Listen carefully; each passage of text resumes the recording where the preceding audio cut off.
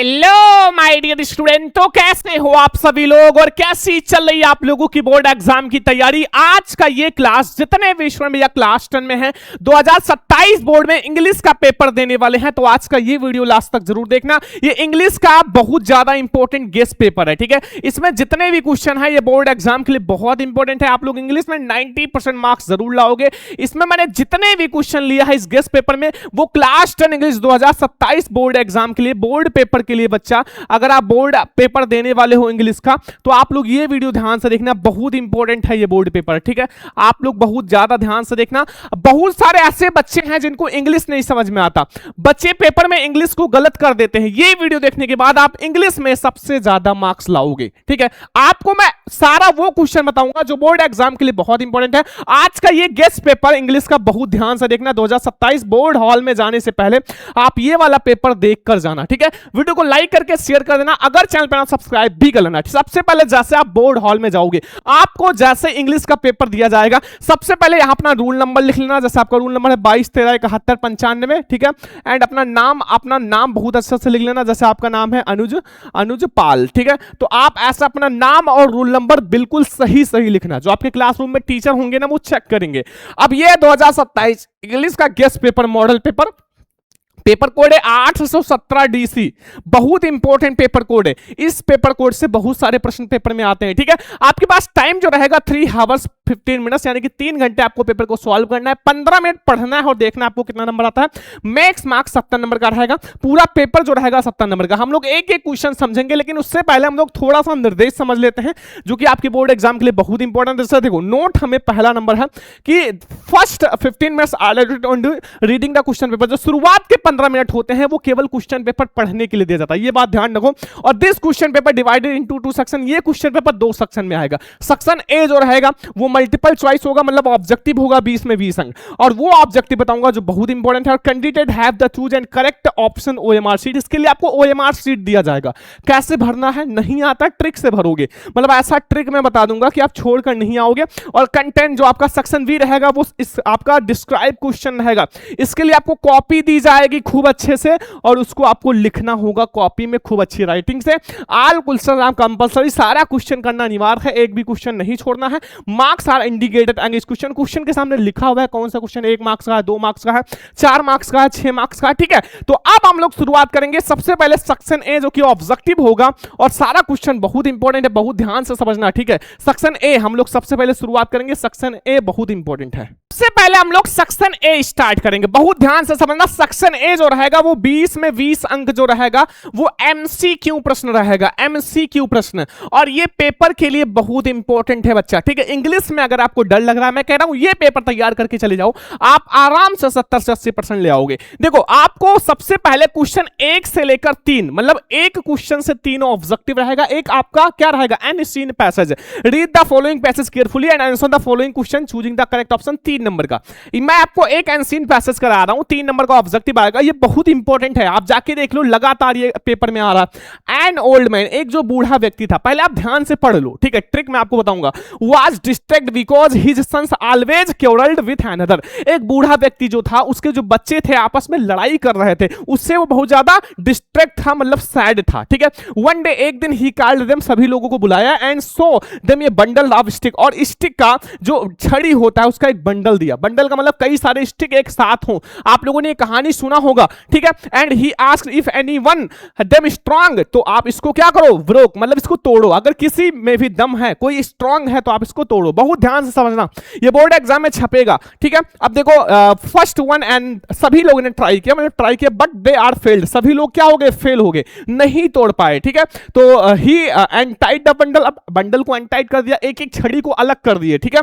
And told, और कहा break each speedly, अब इसको आराम से तोड़ो। तो ये क्या हुआ, बहुत ज्यादा जब अलग अलग हो गया तो नाजुक हो गया, तो this they easily and all sticks were soon broken piece, तो सभी लोगों ने जल्दी जल्दी तोड़ दिया, क्योंकि जब स्टिक अलग हो गए तो उसमें दम कहां रह गया, ठीक है, बहुत आसान हो गया। तो 10 ही टॉट, तब हमें इससे क्या सीख मिलता है, दैट एंटाइट दे वुड स्ट्रॉन्ग, अगर आप एक साथ बंधे रहोगे, एक साथ रहोगे तो आप क्या रहोगे, स्ट्रांग रहोगे। बट दिस एंटाइट, जैसे आप खुल जाते हो, ऑलवेज बी वीक, जैसे आप अलग अलग हो जाते हो तो आप हमेशा कमजोर हो जाते हो। ठीक है, ये सभी को सीख लेना चाहिए, ये बहुत ज्यादा इंपॉर्टेंट है। अब देखो मैं आपको इसमें 3 ऑब्जेक्टिव रहेगा, देखो ध्यान से, इंग्लिश का पेपर बहुत इंपॉर्टेंट है। पहला, and old man distract because, अब पीछे का 2 अक्षर पकड़ो, डिस्ट्रक्ट बिकॉज, ट्रिक समझो, ट्रिक, आप पीछे का 2 अक्षर पकड़ो, जाके मिला लो, आपको आंसर मिल जाएगा। ठीक है, देखो सबसे ऊपर आपको मिलेगा पहले क्वेश्चन का आंसर। ठीक है, ये बात ध्यान रखना। तो यहां डिस्ट्रक्ट बिकॉज इतना पकड़ो। अब देखो क्या है, his sons always quarrel with another. ठीक है, ऐसे आप सारे क्वेश्चन का आंसर आप पा सकते हो। देखो अब यहां आप डायरेक्टली लिख सकते हो, his sons did not quarrel नहीं, his sons quarrel with friends नहीं, हिज सन्स क्यूरल्ड समटाइम्स नहीं, his sons always quarrel with one other, मतलब एन अदर या वन अदर। ठीक है, तो इनके जो मतलब सन्स थे वो एक दूसरे से लड़ाई करते थे। देखो कितना आसानी से मिल गया।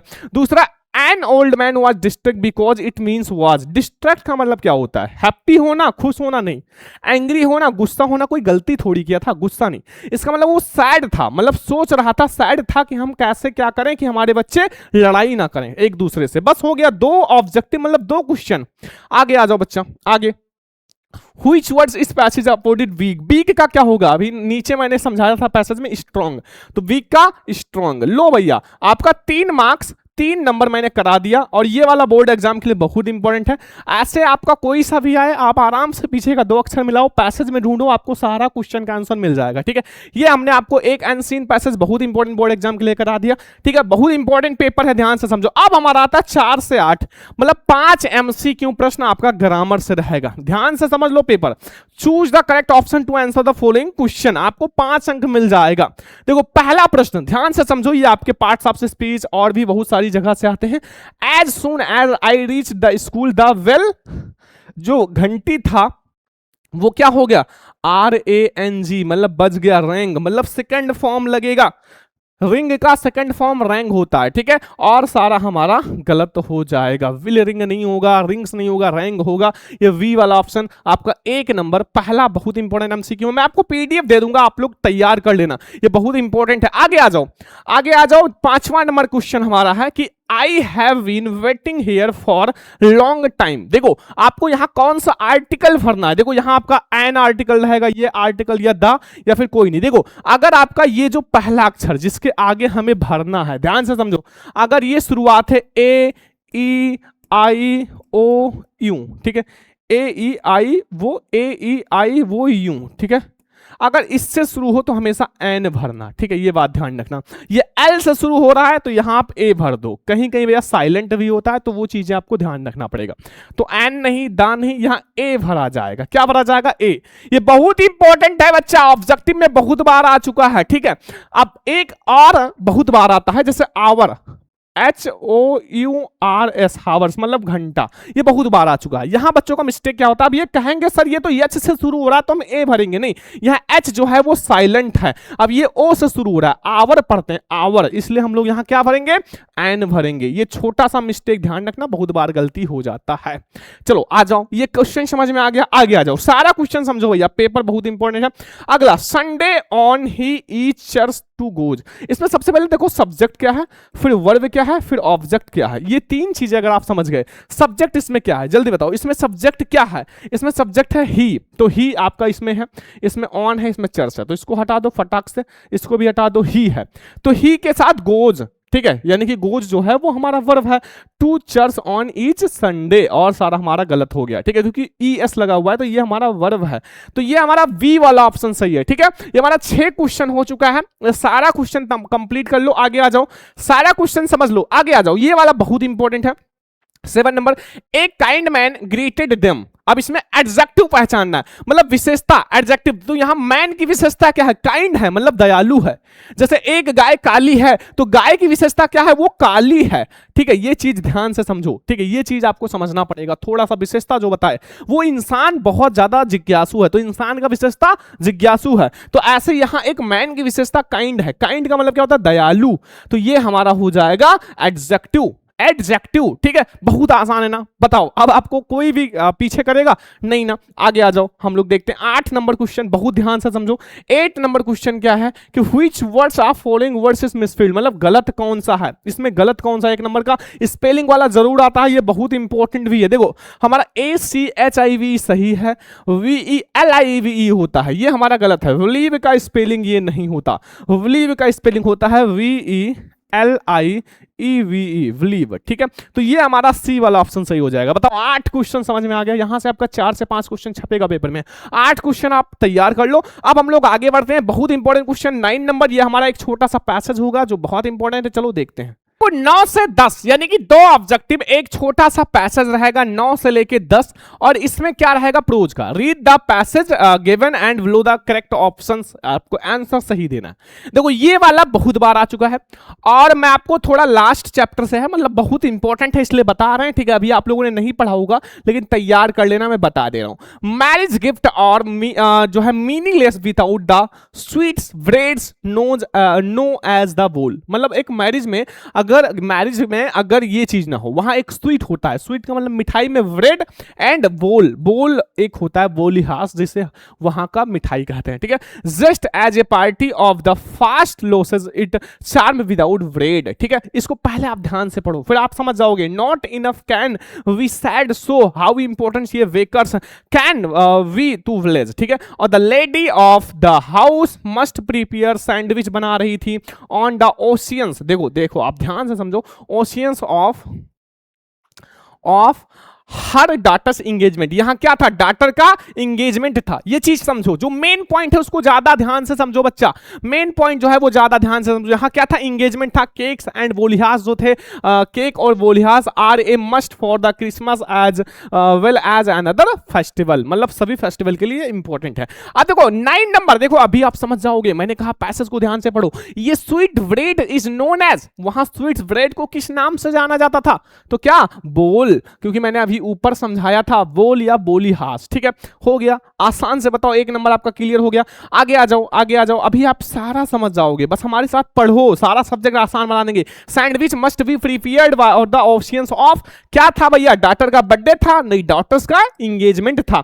अभी मैंने आपको समझाया कि वहां क्या था, जो बच्ची थी मतलब डॉटर थी, उनका इंगेजमेंट था। 2 ऑब्जेक्टिव खत्म। अब आ जाओ आगे देखते हैं। यहां जो पूरा क्वेश्चन पेपर आप समझो 11 से 13, 3 MCQ आपका रहेगा प्रोज से। Based on your understanding of the prose lesson to the correct option answer the following question. 3 number का बहुत इंपॉर्टेंट, ये 11 नंबर है। अकॉर्डिंग टू द मंडेला, अगर हम मंडेला के अनुसार देखें तो what is the greatest wealth of a nation, अगर एक नेशन का जो ग्रेटेस्ट वेल्थ यानी कि महानतम संपत्ति क्या होता है, मिनरल्स नहीं, डायमंड्स नहीं, वहां के जो जेम्स नहीं, लोग यानी कि पीपुल, उस राष्ट्र के जो भी नेशन है, उस राष्ट्र के जो लोग हैं, जो व्यक्ति हैं, वो उनके ग्रेटेस्ट क्या है भैया, सबसे महानतम संपत्ति है। ये बात ध्यान रखो, मंडेला ने यही कहा था कि किसी भी राष्ट्र के जो लोग हैं वो सबसे बड़ी संपत्ति है, ठीक है। ये 11 ऑब्जेक्टिव हो चुका है।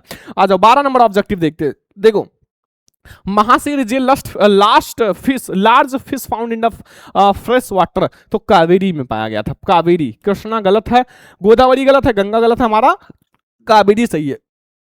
अब एक ऑब्जेक्टिव और है, शायद आप लोगों ने पढ़ा भी होगा ये वाला, कि वल्ली क्लेव्ड हर हैंड विद जॉय। वल्ली ने अपना हाथ जो है वो इंजॉय के साथ क्यों बजाया, क्योंकि उन्होंने देखा कि सीइंग ये काऊ रनिंग फ्रंट ऑफ बस, उन्होंने देखा था कि एक जो काऊ है वो बस के सामने से दौड़ रहा है, ठीक है। तो वो इसलिए क्या हुआ कि उन्होंने ताली बजाई। बस हो गया 3 ऑब्जेक्टिव, बहुत इंपॉर्टेंट है बच्चा तीनों, और सारा हमारा गलत है।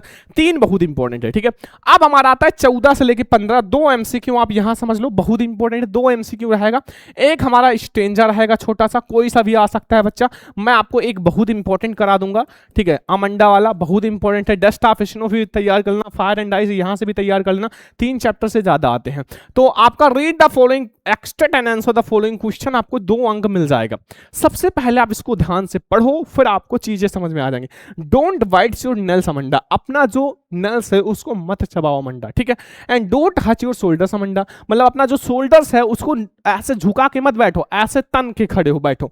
Don't stop dash slouching and sit straight Amanda, आप ऐसे झुक कर मत बैठो, आप तन के बैठो अमंडा, ठीक है। ये हमारा एक छोटा सा है, बहुत इंपॉर्टेंट स्टेंजा है, बहुत इंपॉर्टेंट। मैं आपको अपनी भाषा में बता रहा हूं कि आपको आसानी से इसका मीनिंग समझ में आ जाए, बुक की भाषा नहीं बता रहा हूं, अपनी भाषा में बता रहा हूं कि आपको बहुत आसानी से समझ में आ जाए। अब देखो यहां इसमें पहला क्वेश्चन है, the poem is written by, ये जो पोएम है ये किसके द्वारा लिखा गया है? व्हाइट वाटसन नहीं, रॉबर्ट फ्रोस्ट के द्वारा। किसके द्वारा? रॉबर्ट फ्रोस्ट के द्वारा ये लिखा गया, नहीं रॉबर्ट फ्रोस्ट के द्वारा नहीं लिखा गया मेरे प्यारे बच्चों, ये लिखा गया रॉबिन कैन द्वारा। रॉबर्ट फ्रोस्ट जो है वो हमारे फायर एंड आइस और हमारा पहला डेस्ट ऑफ स्नो के राइटर हैं दोनों के, लेकिन ये जो है रॉबिन कैन के द्वारा लिखा गया है, ठीक है, अमंडा वाला। आगे आ जाओ, the words Hutch here, Hutch का मतलब होता है जैसे ये जो होता है ना, ये बाहर निकलना, ये तो इसका मतलब होता है राइज होगा, ठीक है, राइज क्या होगा? राइज, राइज का मतलब बाहर निकलना। आपने सुना होगा सनराइज मतलब सूरज उग रहा है, तो इसका मतलब ये बाहर निकलना। बस हो गया 15 एमसीक्यू। आपको मैंने जो भैया स्टेंजा जो आपको पैसा समझाया है बहुत इंपॉर्टेंट है।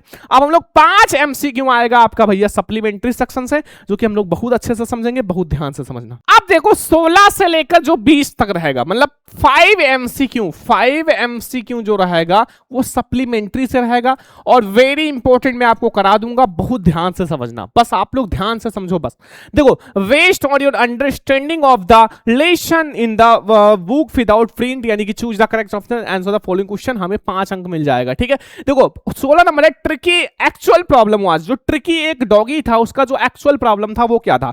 मलेरिया था? नहीं। फीवर था? नहीं। हमारा मेडिटेशन? नहीं। हमारा जो था वो ह्यूमिटिंग बिकॉज ऑफ एक्सेस फूड, ज्यादा फूड खाने के कारण वो लेजी हो गया और उसको पल्टी वगैरह हुमिटिंग हो रहा था, ठीक है, ये डी वाला ऑप्शन सही है। बहुत इंपॉर्टेंट है बच्चों, समझ कर जाओ, मैं आपको बहुत आसान भाषा में समझा रहा हूं, ठीक है।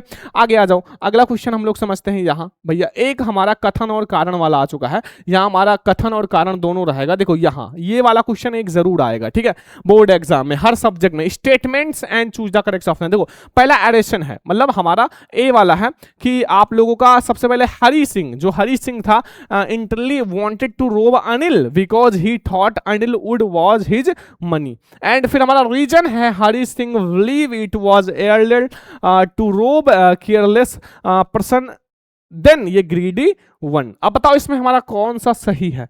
आप कथन और कारण दोनों पढ़ने के बाद आपको कौन सा सही लग रहा है भैया? कौन सा हमें सही लग रहा है बताओ, इसमें हमारा कौन सा सही है? तो इसमें हमारा जो है वी वाला सही है। बोथ ए और आर दोनों ट्रू है, बट आर जो है वो is not the correct explanation. हमें ये सही जो है वो एक्सप्लेनेशन नहीं कर रहा है, मतलब ये सही एक्सप्लेनेशन नहीं कर रहा है, और चीजें तो हमारा सही है। चलो आगे आ जाओ, आगे हम लोग देखते हैं बच्चा। यहां देखो 18 नंबर क्वेश्चन बहुत ध्यान से समझो कि what did Griffin do in the revenge when his landlord tried to exact या एक्सेप्ट हमारा हिम। तो set fire to the house, मतलब set fire to the house हमारा सी वाला ऑप्शन सही है। समझ में आ रहा है ना? जल्दी जल्दी समझो। आगे आ जाओ, the writer of the last the making of a scientist. जब मेकिंग ऑफ ए साइंटिस्ट के जो राइटर वो थे वो कौन थे?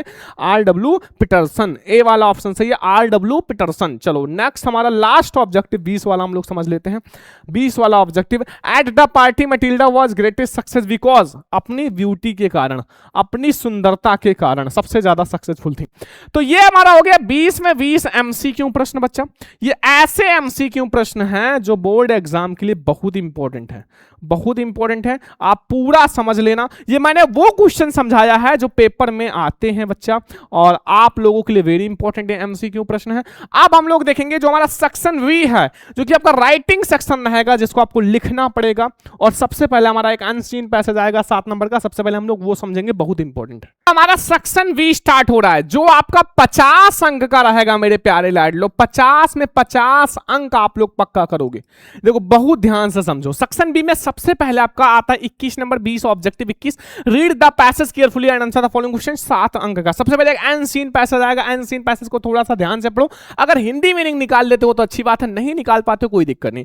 It is one under advance chrismation that the real man is discovered, ठीक है, यानी कि विपरीत परिस्थितियों में, इसका मतलब होता है विपरीत परिस्थितियों में हम असली इंसान यानी कि अच्छे इंसान की पहचान कर पाते हैं।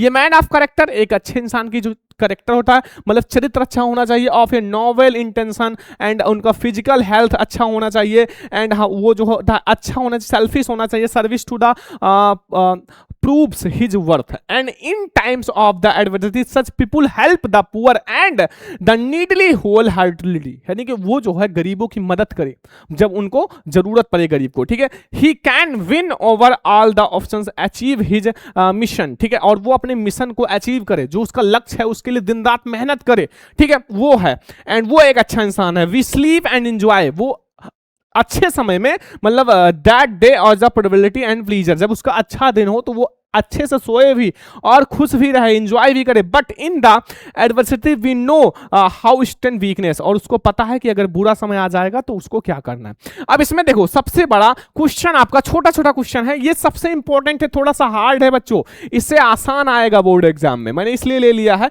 कि आप लोग ये समझ गए तो आसान तो समझ ही जाओगे। देखो when is the real man discovered, हम असली इंसान की पहचान कब कर पाते हैं, मैंने आंसर सारा लिख दिया है, वी वाला है who helps the poor and the needy, मतलब कौन है जो गरीब इंसान का सहायता करता है। What do we do our present day, अच्छे दिनों में वो क्या करते हैं वो इंसान जो अच्छे इंसान होते हैं। और which words in the passage in the opposite of selfish, selfish का जो अपोजिट होगा वो क्या होगा। ये आपको 2 नंबर देकर जाएगा, ये आपको 2 नंबर देकर जाएगा, ये आपको 2 नंबर, ये 1 नंबर। ध्यान से समझो, मैं समझा रहा हूं तो बहुत ध्यान से समझो ये पेपर। देखो अब यहां हम लोग एक एक क्वेश्चन समझेंगे। When is the real man discovered, तो ए वाला समझो answer, the real man is discovered under adverse and crimination, ठीक है, ये हो गया हमारा पहला क्वेश्चन। दूसरा हु हेल्प्स द पुअर, जो गरीबों की मदद कौन करता है, जो अच्छा इंसान होता है, ठीक है, मतलब वी वाला है a man of the character and selfish जो होता है, सेल्फलेस, ठीक है, selfless service help the poor and need money, ठीक, मतलब एंड द नीडली, और जो नीडली का मतलब होता है, नीडी का मतलब होता है जिसको आवश्यकता हो उसकी मदद करना, ठीक है। चलो अब हम लोग अगला आंसर समझ लेते हैं, सी वाला, ठीक है, अच्छे समय में, तो in our prosperous day he sleep and enjoy, वो अच्छे से सोता भी है प्लस एंजॉय भी करता है। और सेल्फिश का जो अपोजिट होगा वो सेल्फलेस होगा, सेल्फलेस। लो भैया 7 मार्क्स आपका बिल्कुल क्लियर है, ये मैं आपको पीडीएफ दे दूंगा और अच्छे से आप खुद से समझ लेना, और जो इंपॉर्टेंट है वो मैं आपको दे दूंगा, टेंशन मत लो, मैं आपको पूरा अच्छे से समझाऊंगा। अब हमारा आता है 22 नंबर क्वेश्चन, ध्यान से समझो। Answer anyone of the following, 4 number का, 4 नंबर का किसी एक का आंसर देना है। देखो सबसे पहले 4 नंबर आपको मिल जाएगा अगर आपने ए वाला राइट एंड एप्लीकेशन लिख दिया to the principal of your college requesting him to give your character certificate और स्कूल लिविंग या ट्रांसफर सर्टिफिकेट। आपको एक एप्लीकेशन लिखना है, आपको स्कूल लिविंग के लिए या आपको किसी दूसरे स्कूल में ट्रांसफर होना है, उसके लिए आपको 4 नंबर मिल जाएगा। आपको ट्रिक बता देंगे कैसे लिखना है, बस आप ध्यान से समझो, हर एक का मैं ट्रिक लाऊंगा। एप्लीकेशन लिखने का ट्रिक, आर्टिकल लिखने का ट्रिक, लॉन्ग क्वेश्चन याद करने का ट्रिक, हर एक का आएगा। अगर नहीं आता तो आप लेटर कर लेना, write a letter to your father explaining why you would not be good marks in science. आपको एक लेटर लिखना है, एक्सप्लेन करना है आपने क्यों साइंस में अच्छा मार्क्स नहीं पाए, ठीक है। ये हमारा 4 नंबर आपको फिक्स करा देगा। चलो आगे आते हैं हम लोग आते हैं यहां, देखो 23 नंबर हमारा आता है कि right any one of the, आपको आंसर इन द फॉलोइंग 80 से 100 वर्ड्स में देना है, 6 मार्क्स का। देखो right A short passage of world environment day, ये रिपोर्ट राइटिंग है, आपको वर्ल्ड एनवायरनमेंट डे पर एक रिपोर्ट लिखना है, छोटा सा, मतलब एक अच्छा सा लाइन लिखना है, या फिर आप ये लिख सकते हो article, right an article the importance of talking regular exercise about 80 से 100 वर्ड्स। अगर आप रेगुलर एक्सरसाइज करते हो तो उसका महत्व क्या है, आपको 80 से 100 वर्ड्स में आपको अच्छे से बताना है। मतलब आपको ये मैं ट्रिक बता दूंगा, आप क्या करो, थोड़ा सा हेडिंग डाल के अच्छे से लिखो। हेडिंग नहीं डाल पाते तो आप आराम से अच्छे पेन का यूज करके और इसको आराम से 80 से 100 वर्ड्स में लिखो, जो मेन पॉइंट है उसको अलग कलर से लिख देना, तो आपको ज्यादा नंबर मिलने का चांस रहेगा। ये 6 4 10 नंबर आपका हो जाएगा अगर आपने एक आर्टिकल लिख दिया और एक आपने एप्लीकेशन लिख दिया, बस, ठीक है। अब हमारा आता है ग्रामर सेक्शन, ध्यान से समझो। ग्रामर में देखो ये मैं आपको बहुत इंपॉर्टेंट कराऊंगा, rewrite the following sentences by changing into the, आपको indirect, the teacher said to me where are you going, 2 number का बहुत इंपॉर्टेंट है, कुछ नहीं है, आपको साइड टू के स्थान पर आस्क्ड कर नहीं रहा है, बस, ठीक है। क्यों? क्योंकि यहां जो है हमारा इंट्रोगेटिव है, ठीक है। The teacher asked me where I was going, लो 2 नंबर आपका फिक्स हो गया। बहुत आसान है, अगर कहोगे ट्रिक बता देंगे, या फिर 10-15 में आपको करा दूंगा जो बोर्ड एग्जाम में आते ही हैं। चलो अगला आ जाओ, change into the passive voice. Passive voice में people always admire freedom fighters, तो यहां आपको आंसर लिखना है कि freedom fighters are always admired by the people. ठीक है, ये हमारा हो जाएगा, कुछ भी नहीं है, सब्जेक्ट को ऑब्जेक्ट। इसमें क्या होता है, जो सब्जेक्ट होता है उसको ऑब्जेक्ट बनाओ और ऑब्जेक्ट को सब्जेक्ट बनाओ, आपका एक्टिव एंड पैसिव तैयार हो जाएगा और वर्ब की थर्ड फॉर्म ही लगाना रहता है, जैसे यहां आपका एडमायर्ड है। ठीक है, चलो आगे आ जाओ। आगे हम लोग समझते हैं पंक्चुएशन समझते हैं। देखो पंक्चुएशन, ठीक है, देखो सबसे पहले the teacher said to the student do not pluck the flower, यहां 2 नंबर का, अब कुछ नहीं करना, आंसर लिख दो। The teacher said to the student do not pluck the flowers, कुछ भी नहीं करना, यहां जो टी है उसको कैपिटल कर दो, यहां कॉमा इन्वर्टेड कॉमा लगा दो, बस आपको कुछ चीजें ध्यान रखनी है, बस आपको कैपिटल कर देना है, बस हो गया, 2 मार्क्स गए।